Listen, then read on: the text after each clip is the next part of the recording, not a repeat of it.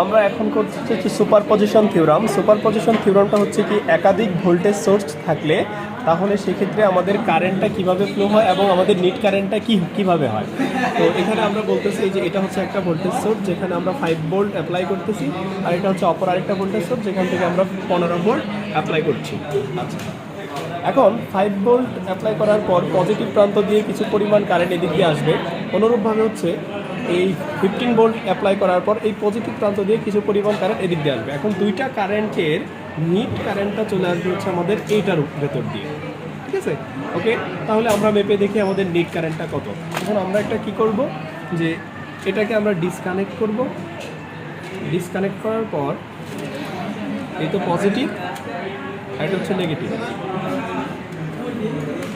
হ্যাঁ, আমাদের এক্স্যাক্টলি কত ভ্যালু আসতেছে? 1.21।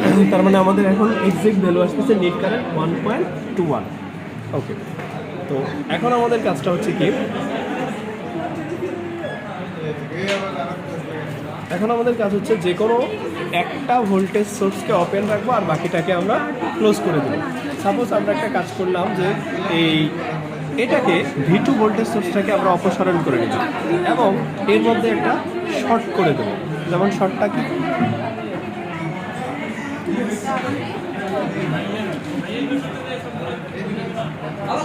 আমাদের শর্ট হয়ে গেল। তো এক্ষেত্রে আমরা যে কারেন্টটা বের করব, সাপোজ এই 5 ভোল্ট অ্যাপ্লাই করার পর 5 ভোল্ট এর ভেতর দিয়ে এই প্রথম R1 রেজিস্ট্যান্সের ভেতর দিয়ে I1 কারেন্ট যাবে, তারপর এই কারেন্টটা এদিকে কিছু যাবে, এটা হয়ে আবার এখানে চলে আসবে আর একটা পথে দিক দিয়ে আসবে। তার মানে কিছু কারেন্ট এই পথে আবার সে আইসা মিলিত হবে এই পয়েন্টে। তাহলে আমাদের এর ভেতর দিয়ে কারেন্ট কতটুকু সেটা আমরা বের করি। তার মানে এটাকে আমরা I1 বলছিলাম, এটাকে আমরা ড্যাশ দিয়ে বলবো। হ্যাঁ, যেহেতু আমি এখানে V1 ভোল্টেজটাকে ওপেন করতেছি, তাহলে আমরা বলতেছি I1 ড্যাশ পজিটিভ, এটা তাই তো? আচ্ছা, তার মানে হচ্ছে পজিটিভ। হ্যাঁ, কত রিড হয়েছে?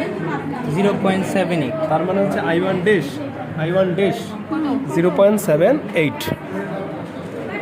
ওকে, আবার কিন্তু নোটগুলো মেপে নেওয়া উচিত ছিল, আমরা চেঞ্জ করছি, এখন কোথায় কত না। আচ্ছা, প্রবলেম নেই।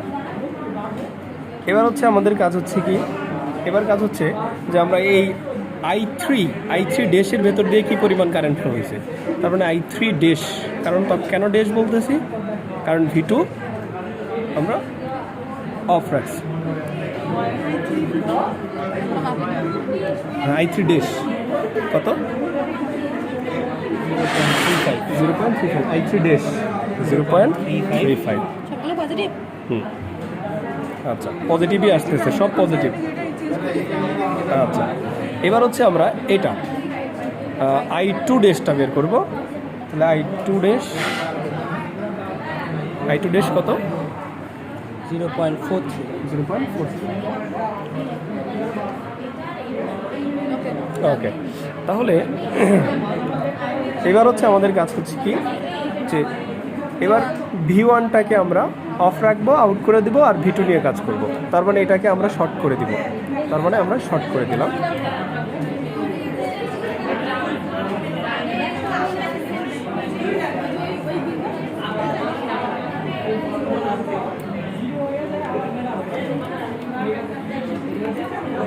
বস